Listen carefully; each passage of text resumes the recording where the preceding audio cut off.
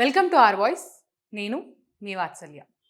భారతదేశం నా మాతృభూమి అంటూ సాగే ప్రతిజ్ఞ మనందరికీ తెలిసిందే. మనం అమ్మను ఎలా చూసుకుంటాం, ఎలా చూసుకోవాలి?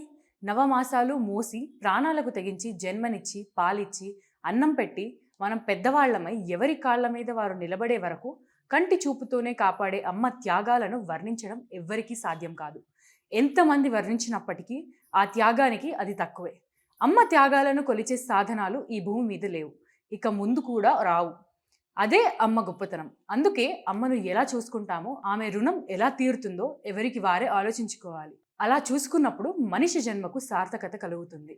అమ్మ ప్రేమను వర్ణించడం ఎంత కష్టసాధ్యమో అలాగే భారతమాత మహిమను వర్ణించడం కూడా ఎవరికీ సాధ్యం కాదు. ఇక భూమి అనే శబ్దం ద్వారా ఏమి నేర్చుకోవచ్చో తెలుసుకుందాం.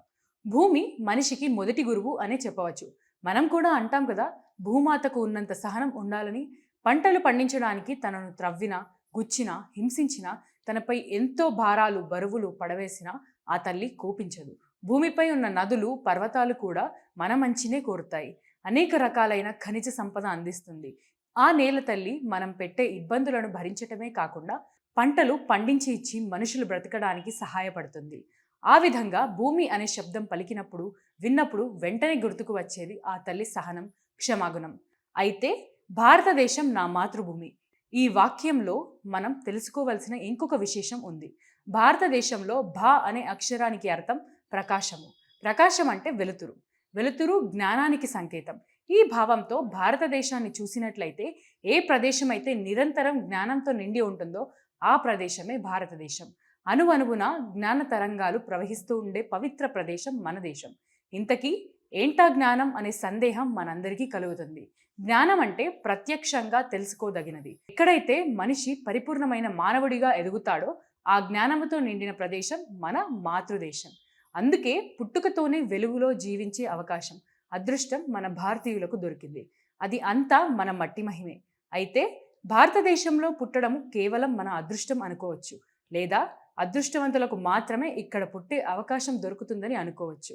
అందుకే చూడటానికి చిన్నగా ఉన్న ఎంతో లోతున్న భారతదేశం నా మాతృభూమి అనే ప్రతిజ్ఞలోని మొదటి వాక్యంలో ఇంత లోతైన అర్థం దాగి ఉంది.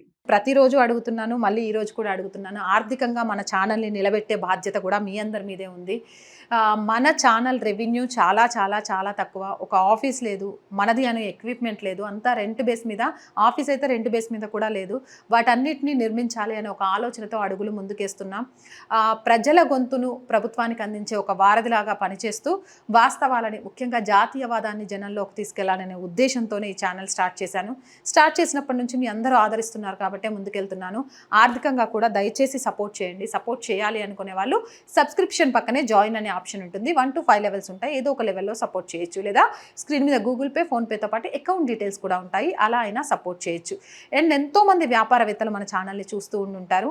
మీ వ్యాపార ప్రకటనల కోసం కూడా మన ఛానల్ని సంప్రదించండి. 8328500576 నెంబర్కి కాల్ చేసి మీ వ్యాపార ప్రకటన ద్వారా మీ వ్యాపార రంగాన్ని విస్తరించుకోవడంతో పాటు మన ఛానల్కి ఆర్థిక చేయూతనిచ్చిన వాళ్ళు కూడా అవుతారు. So please subscribe our channel, support our channel. జై భారత్.